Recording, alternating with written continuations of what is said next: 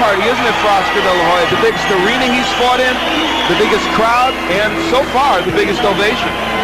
The pride of California, the pride of the United States, Oscar De La Hoya.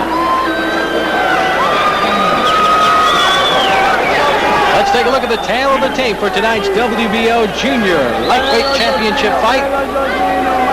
The numbers that we will analyze for this evening's bout, and you see De La Hoya a little bit younger. He's got the height and the reach advantage. And that's important in this fight because for De La Hoya, everything flows off his jab, and the height and reach advantage will help him get that punch in against Campanella.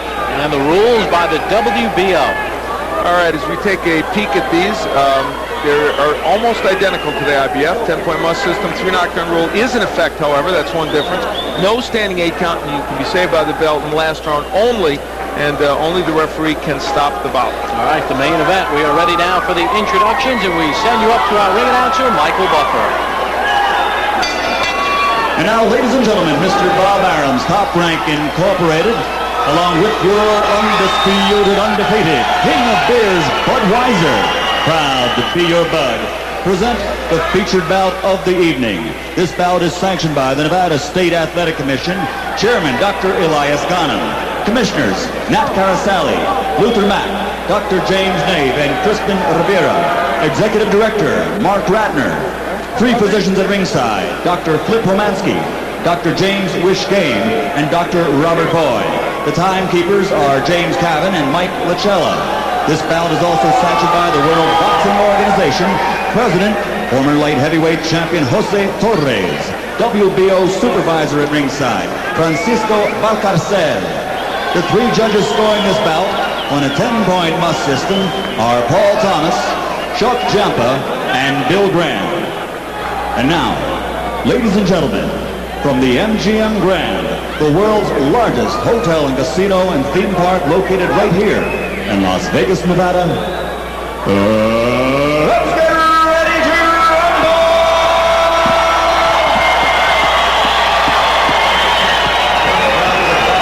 WBO Junior Lightweight Championship of the World.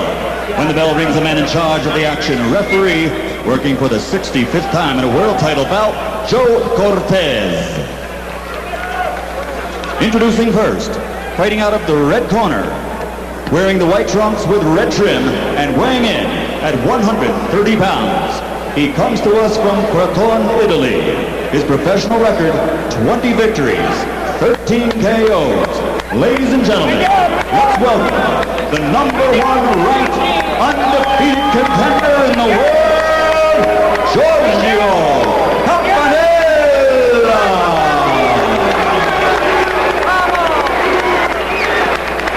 And his opponent across the ring, fighting out of the blue corner, wearing the burgundy trunks with white trim, also weighing in at 130 pounds. This 1992 Olympic gold medal champion is 12-0 as a professional with 11 KOs.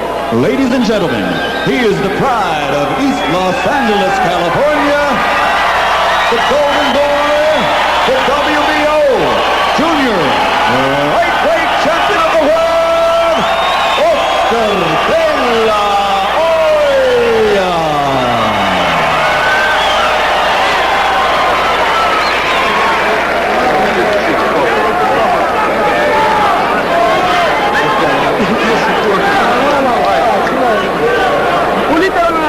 Gentlemen, we went over the rules in the dressing room. You have to do like regular camerino.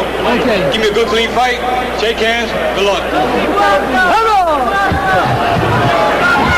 right, now, Bernstein, a pumped-up crowd here for the WBO Junior Lightweight Championship. A lot of people, as you mentioned, coming here to see Oscar De La Hoya, coming out party, if you will. You know what's interesting about Oscar De La Hoya? He looks almost, I don't want to say distracted, but about as calm as you can be, and I'm telling you, almost distracted. Very interesting. Campanella tried to throw that right hand he was holding as well. Yeah, when he walked into the ring, he seemed to be looking at the crowd a lot. Just very relaxed. And down he goes from a left hand. And maybe not focused. That was my point. He has been down before in his career. He's still looking around as if he's more interested in what's going on outside the ring than inside. And Giorgio Campanella will get him interested real quick. Hey, he's hurt by dry as a bone. And he's slugging. Campanella has 6 first-round knockouts.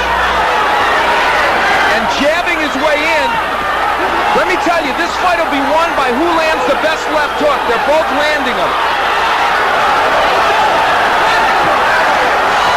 And still 2 minutes to go in this first round.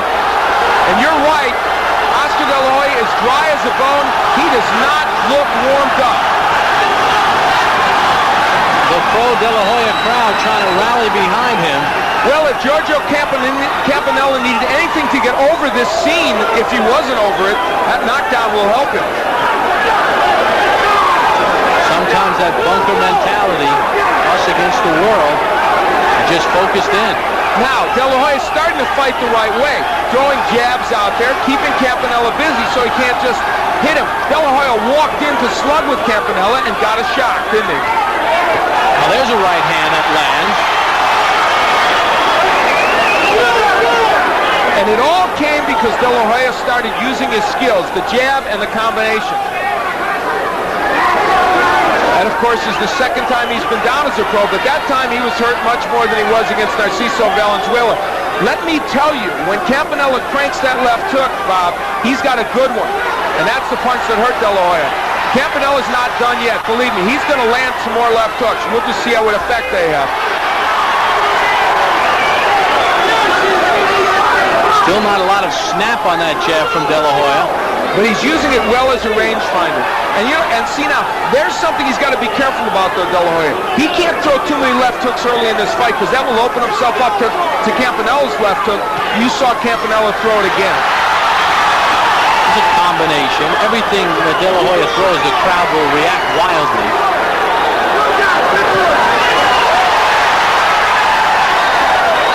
Giorgio Campanella is making a fundamental error here.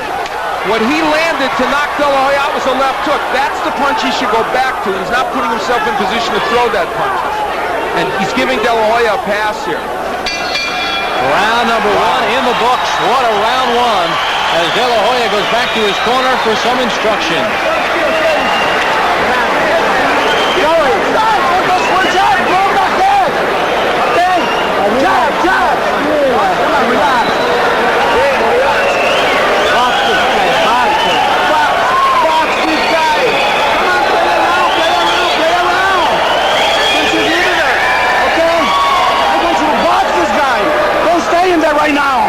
Robert Alcazar couldn't be more precise in what he's saying. And there is why he's saying it. De La Hoya stood in front of Giorgio Campanella.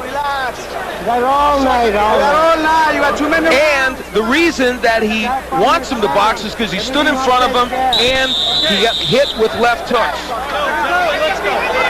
And he got hit with one specific left hook that really hurt him. And he traded left hooks. And we begin round number 2. They touch the gloves. De La Hoya knocked down early in round number 1. And as Al, you pointed out, it was the second time in his career that he's gone down in round 1. It is indeed, and this time, Bob, it was a much more powerful punch. As you look at the numbers in round 1, that ironically, Oscar De La Hoya landing more punches before it was all over. And his trainer, Robert Alcazar, really stepped on the pedal, Al. And between rounds 1 and 2, the things that you had mentioned in round 1 that Oscar needs to do. Play with him a little, box with him a little. And the movement is important, as is the jab of De La Hoya. And that's what I said in that first round before we heard Robert Alcazar. Look at the difference it makes. When you jab first, you can make those things happen. Now the left hook of Campanella is rendered useless. Campanella trying to play back a little bit. Minute gone by in round 2. Now, for Giorgio Campanella, we know what De La Hoya needs to do and what he has now started to do effectively. How can Campanella get past that? And that is to bull your way in, be as rough as you need to be, and just start cranking hooks to the body and the head. It's that simple for Campanella. You're not going to outbox Oscar De La Hoya. Don't throw the hook from outside like he's doing. Pull your way in. If you have to rush in head first, Bob, get inside where you can crank up those hooks. There's that jab. We saw it in the Olympics. We saw it in his professional career. When De La Hoya finds that, He's tough to beat. He's almost impossible to beat once that punch gets in there. And I'm going to tell you something. I think Oscar De La Hoya was distracted at the beginning of this fight. I think his mind wasn't in it. And now he's starting to score against Campanella, and is Campanella resting on his laurels of that early knockdown? He doesn't seem to be doing anything to get inside.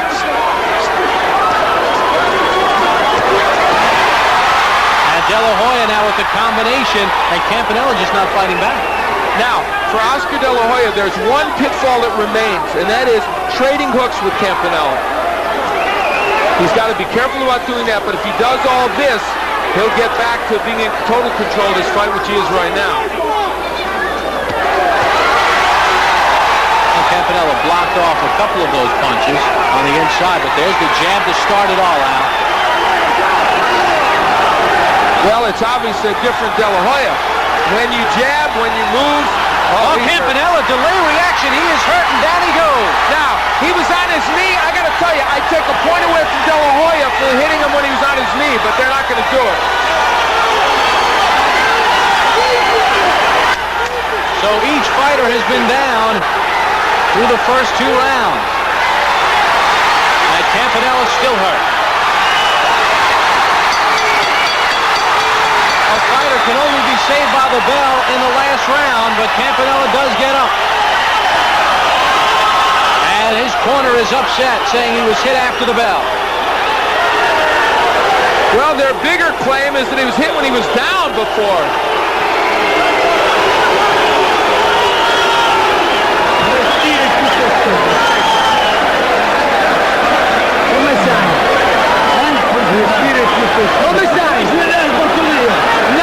And as they talk to Giorgio Campanella in that corner,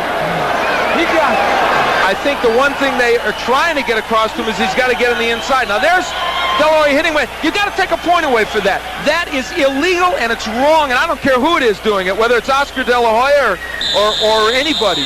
You don't do that. It's wrong, and Joe Cortez was very late in getting in. Here's where they claim he was hit after the bell. I couldn't hear the bell, so I can't honestly say that.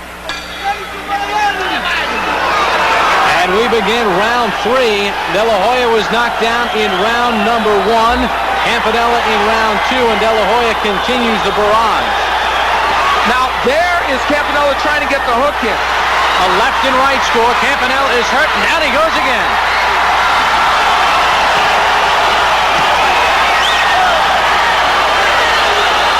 This is a replay of the Valenzuela fight in which De La Hoya was sent down and came out with a vengeance.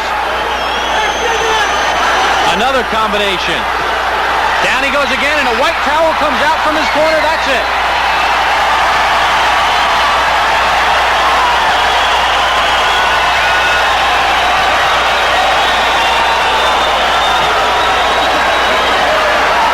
That man, Campanella, provided anxious moments for this man, Oscar De La Hoya, early in the fight. I will be fascinated when we talk to him to find out whether, in fact, his mind was straight when he came in that ring, because he just went in wildly and got nailed by Campanella. But in the long run, Oscar De La Hoya got the job done, didn't he?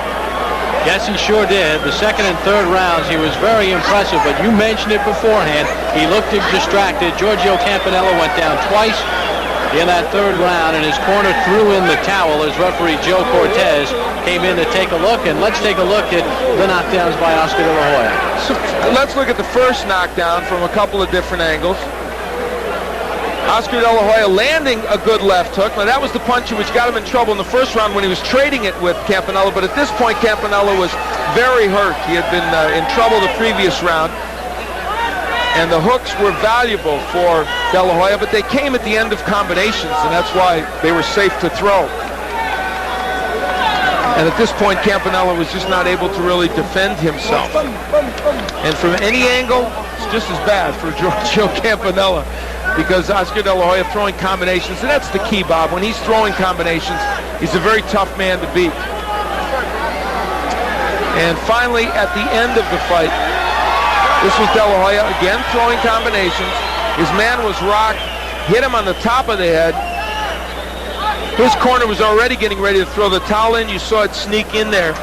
And for Giorgio Campanella, what started out so brilliantly in his first trip to the United States ends in defeat. I'm sure the De La Hoya camp has to be happy with the win, but you know Robert Alcazar, his trainer, has to be upset with the way he went about his business in that first round. Yeah, and I'm going to tell you something else. That's the second time in his career De La Hoya has hit fighters when they're down in a blatant fashion. It usually happens when he's mad. And I'll tell you what, in the future, they may not be so lenient. They may take points away for that.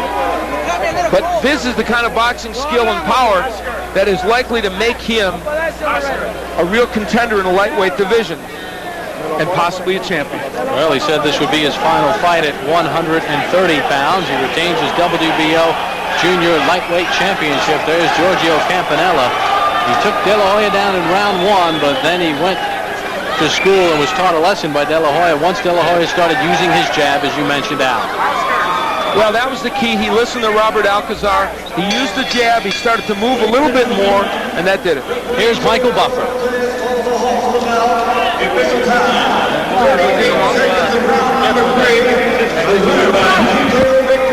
Still, the undefeated WBO Junior Lightweight Champion of the world, the pride of East LA, the Golden Boy, Oscar De La Hoya.